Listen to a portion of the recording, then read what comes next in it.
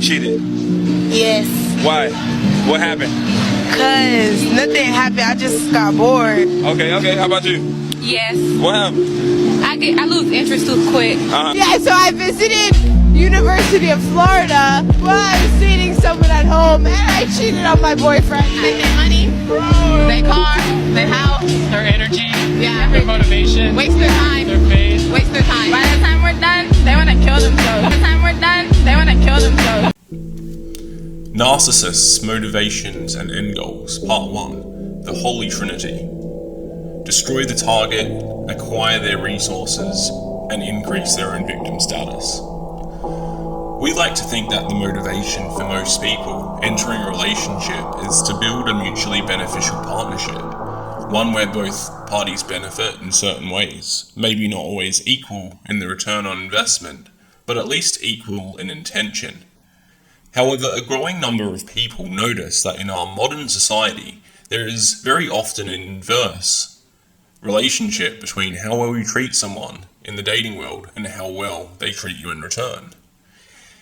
This goes against our ideas of morality, romance, karma, and logic. I'm not just talking about simps, nice guys, or men and women that are overly needy and come on too strong. I'm talking about men and women who show basic decency and respect to the well-being of their partners or prospective romantic interests. When getting to know one another in the modern world, due to dating apps and the technology that we use for dating, there is an endless cat and mouse game being played. And both parties think they're outsmarting the other.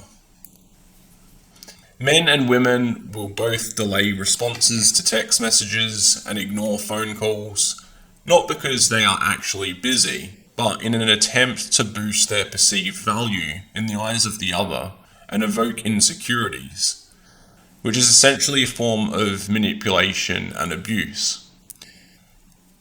And they do this even though most of these people have nothing special going on in their lives, and it's often more of a mental effort to actually do this and have to remember to reply in 2 days to try and look cool, than to simply reply immediately and continue with your day.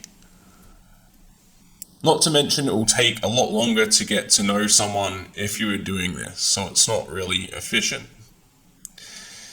But like I said, the intention of these people is not to get to know you or let you get to know who they are behind their carefully manicured social persona or social media persona.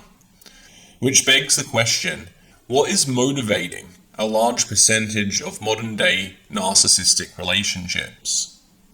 And what are the end goals of this motivating force? We hear a lot of information about narcissism online, usually framed within the mental framework of socially normal-ish people, whether they are neurotypical or empaths or basically anyone other than a narcissist, psychopath or sociopath. We criticize narcissism from our own mental framework, which is based on how people relate in healthy relationships. The general consensus is that narcissists do not feel empathy or care about anyone but themselves. But I disagree with this based on personal experiences and research. I believe narcissists often feel a lot more empathy and are hyper in tune with other people and the emotions of other people. It is basically all they care about. They don't care about themselves because they don't have their own identities. Their identities rely upon other people approving their fake self-image. And if left in solitary confinement, even in luxury, these people would go mad very quickly. However, unlike the psychopath that is indifferent to the emotions of others and lacks empathy, and unlike empath that is in tune to the emotions of others and wants to please them to feed off of their happiness or positive emotions, the narcissist feeds off of negative emotions of others, essentially a form of sadism. Creating negative emotions in others is the motivation for most narcissists.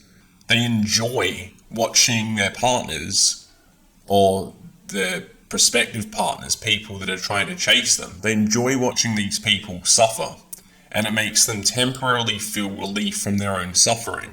And it makes them feel important and powerful and better than the other person. However, this isn't to say that narcissists want to escape their own suffering. They actually revel in their own suffering just as much as the suffering of others, because they are often also masochistic. They are sadomasochistic. And to me, these seem to be the main differentiating traits between narcissism and other forms of the dark triad personality traits. They want to be the strong, independent victim, as that is what modern society has programmed these people to believe they should be. It is what's programmed their false ego. The modern narcissist's motive is suffering of themselves and of others. Their end goal is essentially to destroy their targets by driving their targets into insanity to get them to destroy themselves. They do this by driving their targets and motivating them to perform self-deletion, often after marriage, allowing them to take their resources. This allows them to destroy their victim covertly while having no accountability, and gain access to their target's resources legally, and increase their victim status as a spouse of someone who is self-deleted, essentially achieving the Holy Trinity in their motivations and fueling their false image and maintaining their social persona. In some cases, the target, however, will go insane and attempt to delete the narcissist. However, this is also a good outcome for them a lot of the time, because usually they'll be unsuccessful in their endeavour, and the narcissist can use the law to imprison their target and still achieve their holy trinity of motivations. While the target isn't completely destroyed, their life is basically ruined, and the narcissist can still gain access to their resources, but their victim status will be even greater due to the news coverage from the event. Often the individuals that are like this come off very charming and actually almost too nice, which helps feed the phenomenon I mentioned at the start of why treating people well in modern relationships is punished. It's not only the narcissists who like to degrade people who have treated them well for their own sadistic pleasure. It is also previous targets of narcissists who are being, in some cases, overly cautious that you might be trying to fool them too. It is often the nice guys, or the innocent-seeming girls, that turn out to be the most sadistic narcissists, and their nice persona will make it difficult for you to explain to other people in your social circles what they're really like, because they are highly empathetic, even though they feed off of other people's negative emotions behind closed doors, and they wear a very convincing mask in their general day-to-day lives. The biggest red flag to spot these types of narcissists, in my opinion, is someone who doesn't swear or express negative thoughts. This is a clear sign of a false, idealized social mask. And not that you should revel in negative thoughts, but it is part of being a human in an insane world that we live in. On a social level, men are 4 times more likely than women to self-delete. This is seen as a success to many narcissists who see the relationship between men and women as combative.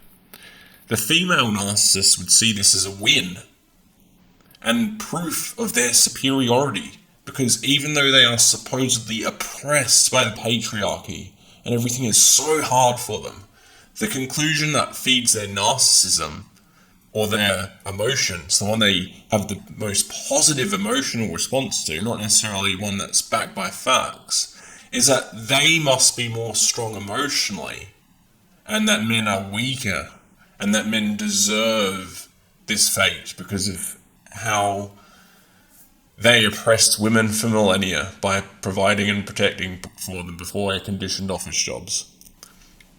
However, men expressing grievances of their experiences with narcissistic women and trying to seek support and advice about it is often met with severe social repercussions, not support.